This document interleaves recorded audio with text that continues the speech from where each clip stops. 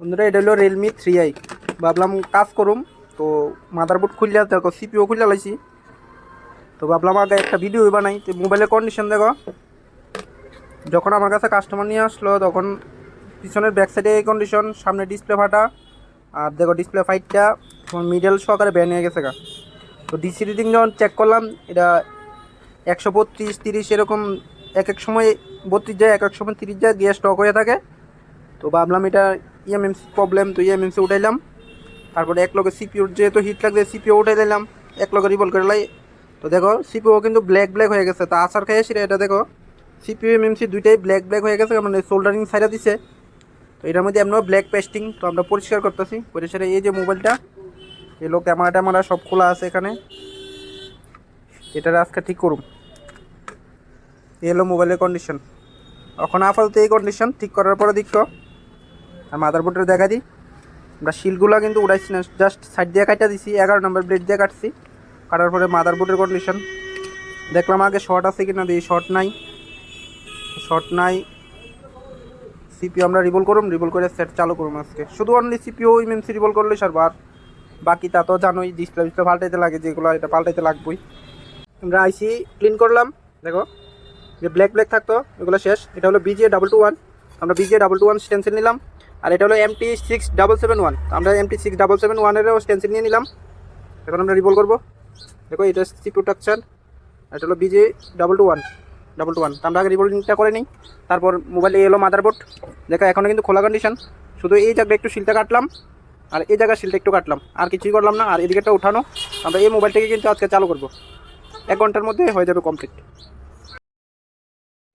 বন্ধুরা CPU RAM আমরা রিভল কিন্তু করা কমপ্লিট। তো লাস্ট আমরা এটার উপর আবার প্যাচ দিচ্ছি, দিয়ে আবার একটু হিট করব, বলগুলো যেন ভালোভাবে একদম জকজকে হয়ে যায়। তারপর আমরা এটা মাদারবোর্ডের মধ্যে লাগাবো। আমাদের সিপিইউ র্যাম রিভল করা কমপ্লিট, এখন শুধু লাগানোর পালা।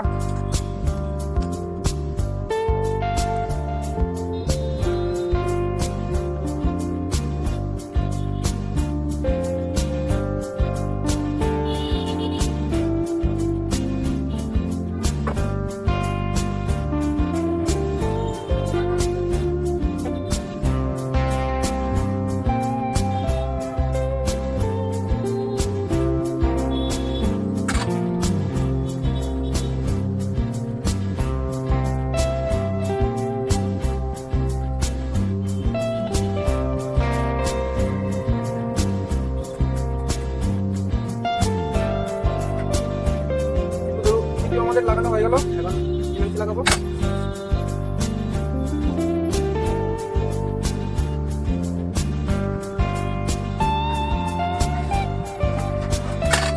দেখো আমাদের দুইটাই কিন্তু লাগানো কমপ্লিট, এখন এটা ঠান্ডা করবো, ঠান্ডা করে মোবাইল চালু করবো।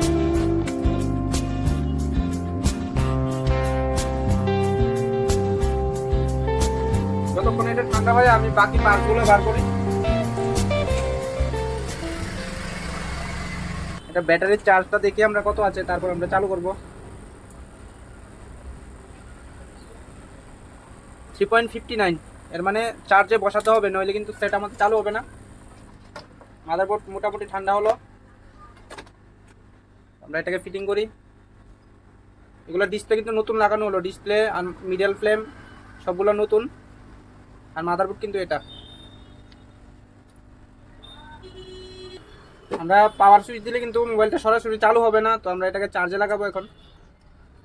তো আমরা চার্জিং রিডিংটা দেখাই।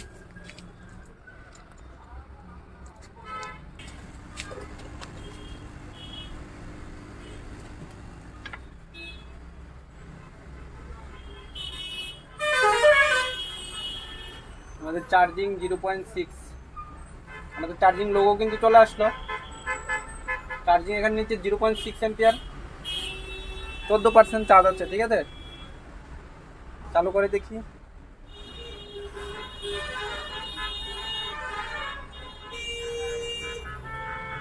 সেট কিন্তু আমাদের ওয়ান টাইম 100% সাকসেস হলো, দেখাচ্ছি ভালো করে দেখো। আর এখানে নিচে 0.6 এম্পিয়ার চার্জিং।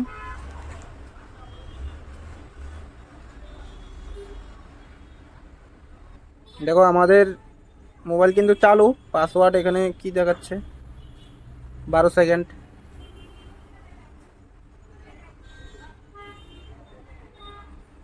আমরা একটু ওয়েট করি।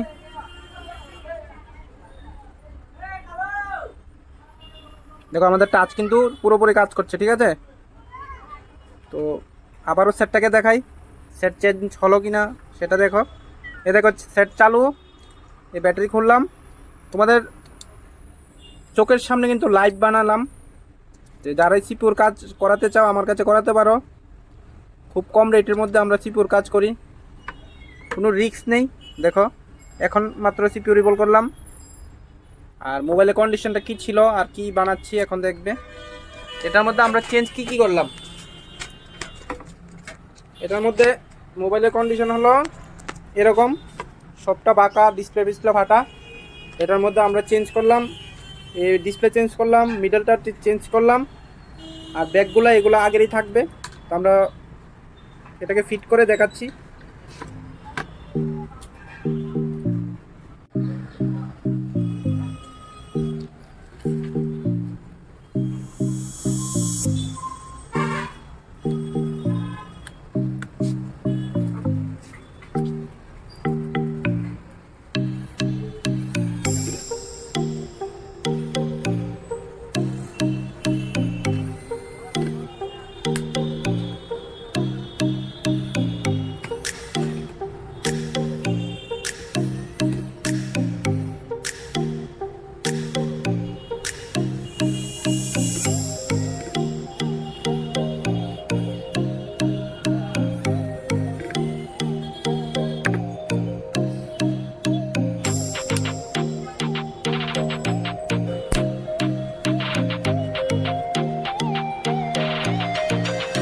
সেট পুরোপুরি চালু, আগে যেরকম ছিল, মনে করো আগে এটা, মনে করো আগে এরকম ছিল সেটটা।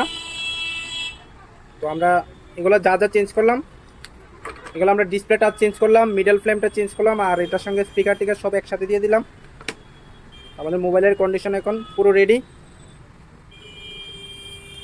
চালু হয়ে যাক। ইমার্জেন্সি কল, চার্জ এখানে 3%, দেখা যায় কিনা ভালো করে। মোবাইলে আমার মোবাইলের কন্ডিশন তো ভালো না, তাই এরকম 3% চার্জ। চার্জ হয় কিনা সেটাও দেখাচ্ছি।